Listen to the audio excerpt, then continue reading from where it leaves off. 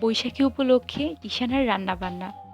সচরাচর রান্নাঘরে ঢুকেন না অভিনেত্রী ঈশানা, কিন্তু পয়লা বৈশাখ উপলক্ষে রান্নাঘরে ঢুকতে হলো। রীতিমতো রান্না করতে হলো আমের টক দিয়ে ইলিশ, চিড়ার পায়েস, চিংড়ি পাতুরি, চার পদের ভর্তা। তবে এসবই করলেন বৈশাখী রান্না নামের একটি অনুষ্ঠানে।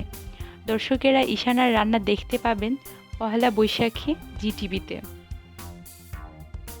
রান্নার অনুষ্ঠানে অতিথি হয়ে ঈশানা বললেন, অনুষ্ঠানটি করতে গিয়ে অনেকগুলি রান্না শিখেছি ও করেছি। আমার জন্য নতুন অভিজ্ঞতা, খুবই ভালো লেগেছে। তবে এত রান্না করার পেছনে তাকে সহযোগিতা করেছে রন্ধনশিল্পী হুমায়রা নীলা। রান্নার ফাঁকে ফাঁকে ঈশানা বলেছেন তার ছোটবেলার গল্প, বৈশাখ পালনের নানা ঘটনা।